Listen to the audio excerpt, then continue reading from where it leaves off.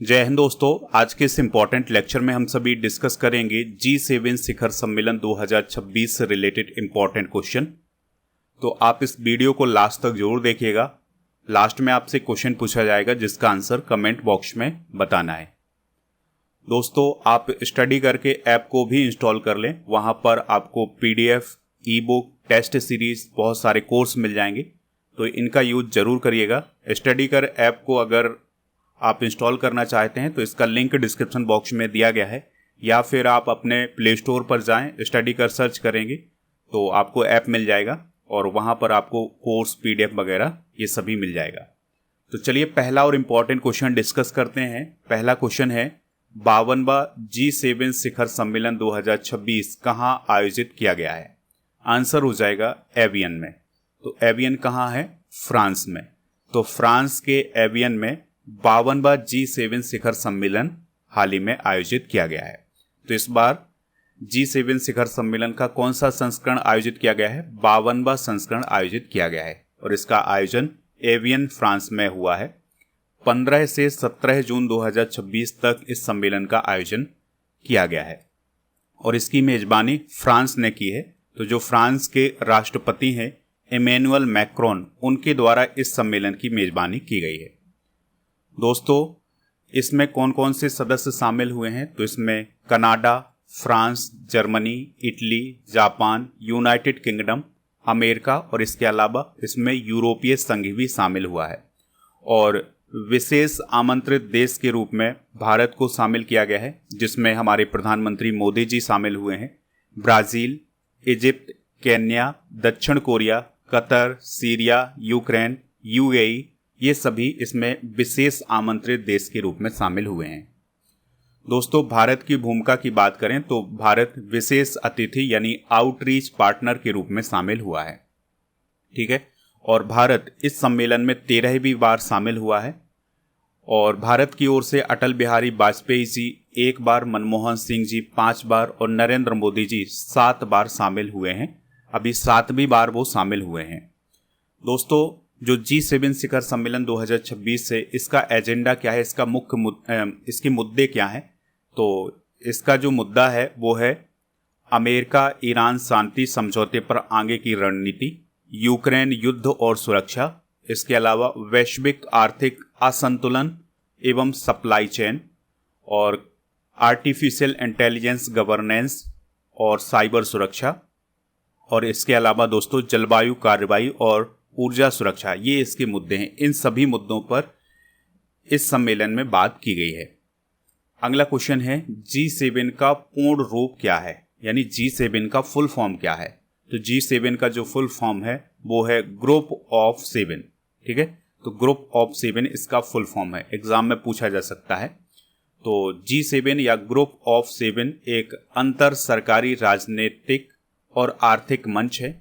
इसका उद्देश्य है वैश्विक आर्थिक सुरक्षा, जलवायु मुद्दों पर सहयोग और नीति निर्माण करना। अगला क्वेश्चन है G7 की स्थापना किस वर्ष हुई थी? तो 1975 में G7 की स्थापना हुई थी। अगला क्वेश्चन है G7 समूह का गठन किस संकट के बाद किया गया था? यानी G7 जो समूह बना था वो किस संकट के बाद बना था? तो दोस्तों 1973 का जो तेल संकट था और आर्थिक मंदी आई थी 1973 में, उसके बाद G7 समूह का गठन किया गया था। ठीक है। तो G7 समूह का गठन 1970 के दशक के वैश्विक आर्थिक संकट और विशेष रूप से 1973-74 के तेल संकट यानी ऑयल क्राइसिस के बाद किया गया था। अगला क्वेश्चन है निम्नलिखित देशों में कौन सा देश G7 का सदस्य नहीं है? आंसर हो जाएगा इसका भारत। ठीक है। यानी भारत जो है वो G7 का सदस्य नहीं है। G7 के सदस्य कौन कौन हैं? America, Britain, France, Germany, Italy, Japan और कनाडा, ये 7 देश जो हैं वो G7 के मेंबर हैं। G7 का मुख्यालय कहाँ स्थित है? तो दोस्तों G7 का कोई भी मुख्यालय नहीं है, इसका कोई स्थायी मुख्यालय नहीं है। जिस देश के द्वारा इसकी मेजबानी की जाती है वहीं पर इसका मुख्यालय बन जाता है, वहीं से पूरे काम होते हैं। ठीक है। यानी G7 का कोई भी मुख्यालय नहीं है। अगला क्वेश्चन है कनाडा किस वर्ष G7 में शामिल हुआ था? आंसर हो जाएगा इसका 1976 में।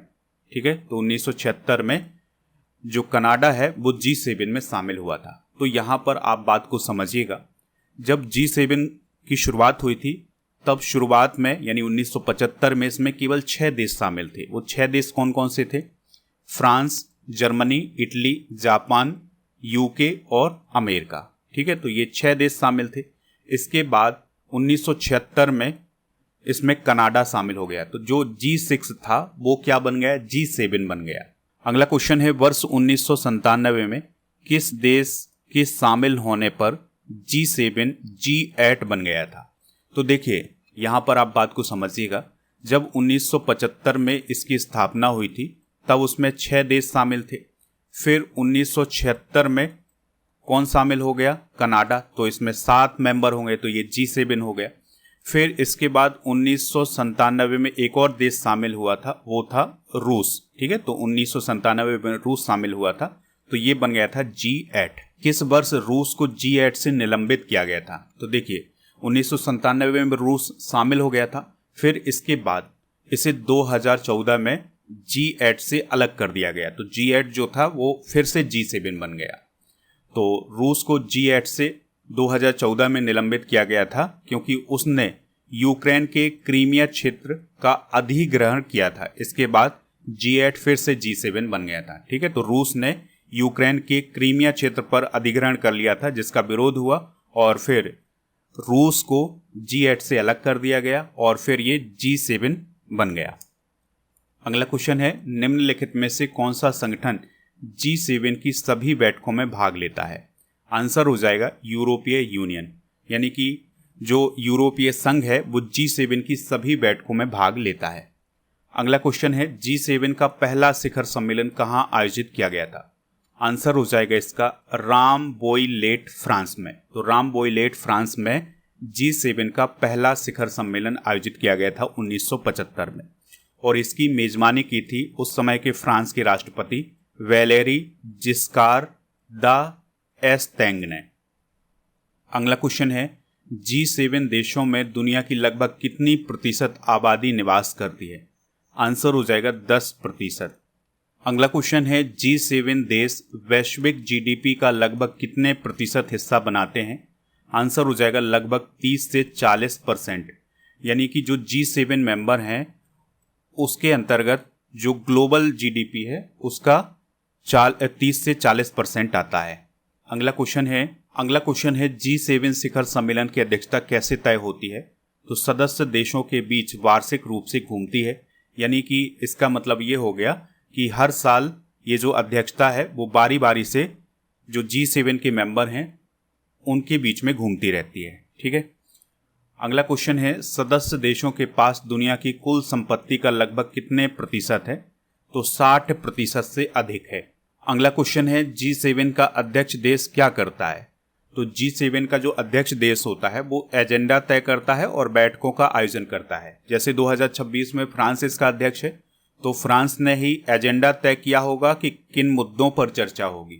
अगला क्वेश्चन है, G7 देशों के राष्ट्राध्यक्षों के उन व्यक्तिगत प्रतिनिधियों को क्या कहा जाता है जो सम्मेलन की तैयारी करते हैं? तो उन्हें शेरपा बोला जाता है। क्या बोला जाता है? शेरपा बोला जाता है। जैसे दोस्तों G7 के जितने भी मेंबर हैं, ठीक है, G7 के सदस्य देश जो हैं उनके जो राष्ट्राध्यक्ष हैं वो अपना अपना एक प्रतिनिधि नियुक्त करेंगे इस सम्मेलन की तैयारी के लिए, तो उस व्यक्ति को शेरपा बोला जाता है। अगला क्वेश्चन है, G7 का कौन सा सदस्य देश एशिया महाद्वीप से है? तो G7 का कौन सा सदस्य एशिया महाद्वीप से है? तो वो है जापान। अगला क्वेश्चन है, G7 का 50वां शिखर सम्मेलन 2024 में कहाँ आयोजित किया गया था? तो दोस्तों 2024 में ये शिखर सम्मेलन इटली में आयोजित किया गया था। कहाँ पर आयोजित किया गया था? इटली में। इटली के किस शहर या क्षेत्र में 2024 का G7 सम्मेलन आयोजित हुआ था? तो दोस्तों ये अपुलिया फसानो में हुआ था। अगला क्वेश्चन है, वर्ष 2025 में 51वां G7 शिखर सम्मेलन किस देश में आयोजित किया गया था? तो ये कनाडा में आयोजित किया गया था। ठीक है, यानी 2025 वाला जो G7 शिखर सम्मेलन है ये कनाडा में हुआ था, 2024 वाला इटली में हुआ था। G7 के कितने सदस्य देश यूरोपीय यूनियन का हिस्सा हैं? तो इसका जो राइट आंसर हो जाएगा वो हो जाएगा 3। तो 3 ऐसे सदस्य देश हैं जो G7 के मेंबर भी हैं और यूरोपीय यूनियन के भी मेंबर हैं। तो उसमें फ्रांस, जर्मनी और इटली हैं। अगला क्वेश्चन है G7 के कौन से सदस्य देश यूरो मुद्रा का उपयोग करते हैं? तो दोस्तों इसका जो राइट आंसर हो जाएगा वो हो जाएगा फ्रांस, जर्मनी और इटली। तो ये 3 देश हैं जो यूरो करेंसी का उपयोग करते हैं और वो G7 के मेंबर भी हैं। अगला क्वेश्चन है G7 के किस सदस्य देश ने 2020 में यूरोपीय यूनियन छोड़ा था? आंसर हो जाएगा यूनाइटेड किंगडम। अगला क्वेश्चन है G7 के सदस्य देशों में कितने देश संयुक्त राष्ट्र सुरक्षा परिषद के स्थायी सदस्य हैं? तो इसका जो राइट आंसर हो जाएगा वो हो जाएगा 3। ठीक है, तो G7 के जो सदस्य देश हैं उसमें संयुक्त राष्ट्र सुरक्षा परिषद के 3 सदस्य शामिल हैं। उसमें अमेरिका, ब्रिटेन और फ्रांस है। G7 के सभी सदस्य देश जापान को छोड़कर किस अंतर्राष्ट्रीय सैन्य संगठन के सदस्य हैं? तो G7 के जो मेंबर हैं उसमें अगर जापान को छोड़ दिया जाए तो ये सभी नाटो के मेंबर हैं। किसके मेंबर हैं? नाटो के मेंबर। G7 देशों में से किस देश की मुद्रा एन है? तो आंसर हो जाएगा जापान। तो G7 के जितने भी मेंबर हैं उनमें से जो जापान है उसकी करेंसी क्या है? एन है। G7 के अध्यक्ष पद का कार्यकाल कितने समय का होता है? तो दोस्तों G7 के अध्यक्ष के पद का कार्यकाल 1 साल का होता है। दोस्तों आप स्टडी करके ऐप को इंस्टॉल कर लें। प्रीमियम कोर्स वाले ऑप्शन पर आपको लूसेंट का कोर्स और इसके अलावा अर्जुन जीएस फाउंडेशन बैच भी मिल जाएगा। इस बैच को आप ज्वाइन कर सकते हैं और प्रीमियम कोर्स वाले ऑप्शन पर बहुत सारे कॉम्बो पैक मिल जाएंगे जिसमें आपको 4 से 5 चीज़ें एक साथ मिलेंगी। तो कॉम्बो पैक को ज्वाइन करिएगा और ई बुक का कॉम्बो पैक भी आपको प्रीमियम कोर्स वाले ऑप्शन पर मिलेगा जो मंथली करंट अफेयर्स की बुक होती है। टेस्ट सीरीज वाले ऑप्शन पर आपको जीके, जीएस और करंट अफेयर्स के टेस्ट मिल जाएंगे, तो इसको भी आप ज्वाइन कर लीजिएगा। और दोस्तों ई बुक वाले सेक्शन पर आपको monthly current affairs, yearly current affairs, half yearly current affairs in सभी की ई बुक मिल जाएंगी, तो इनको जा करके प्राप्त कर लीजिएगा। जैसे मई, अप्रैल इन सभी की जो ई बुक है वो लॉन्च कर दी गई है। और दोस्तों यहाँ पर आपको लास्ट 6 मंथ और ईयरली करंट अफेयर्स की ई बुक भी मिल जाए। अब आपके लिए क्वेश्चन है जिसका आंसर कमेंट बॉक्स में बताना है। क्वेश्चन ये है, वर्ष 2025 में 51वां G7 शिखर सम्मेलन किस देश में आयोजित किया गया था?